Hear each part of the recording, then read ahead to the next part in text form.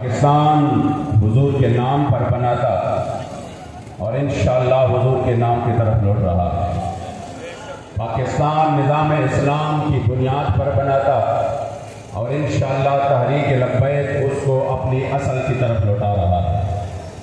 आपको याद हो सिंध में सैलाब आया, बल्कि पूरे पाकिस्तान में तकरीबन सैलाब आया। हमारी KPK के चरसद्दा, नौशेरा और सवात, दीर, इसमें सैलाब आया आपके सिंध में, बलोचिस्तान में।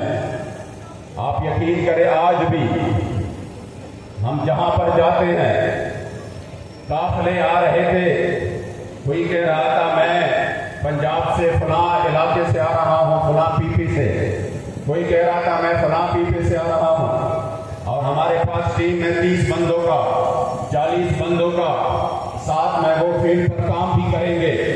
मैं हैरान हुआ, आगे सवात कालाम तक, उतरोड़ तक, गबराल तक उन कारकुनों ने अपने कंधों पर वो राशन का सामान पहाड़ों में जा जाकर इज्जत के साथ लोगों के घरों में दिए।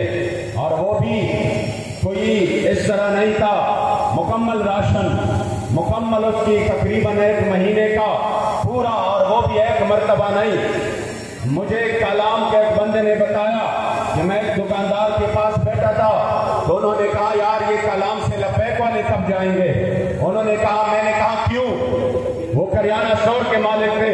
उन्होंने कहा यार महीना हो चुका है जब से लब्बैक वाले आए हैं, कोई लोग आते नहीं है हमारे से सौदा लेने, वो घर घर जाकर पहुंचा देते।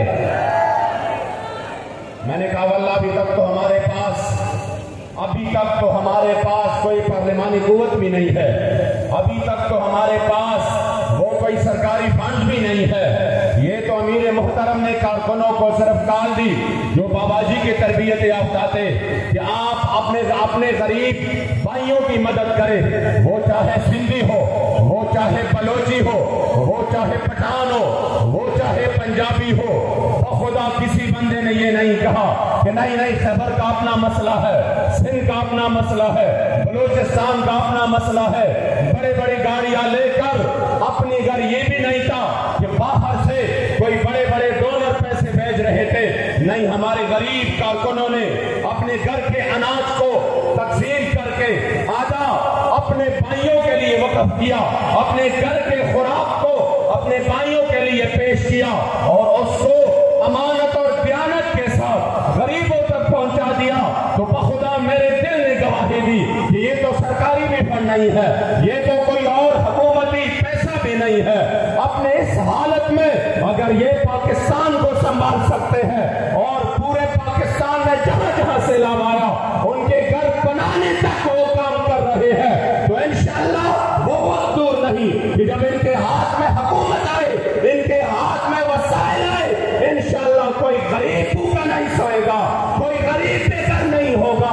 तहरीक लब्बैक हर गरीब को इज्जत के साथ उनके घर पर उनकी जिंदगी बसर करेगा।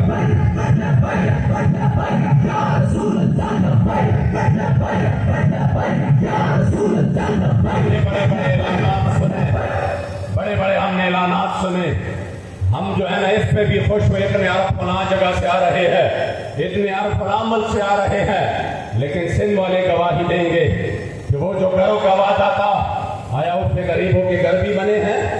आया उसके लिए गरीबों को कोई जिंदगी उसकी आसान हुई है? नहीं। इसलिए और कोई रास्ता नहीं। क़िबला अमीरुल मुजाहिदीन रहमतुल्लाह ताला अलैह फरमाते थे कि ये जो भी कौम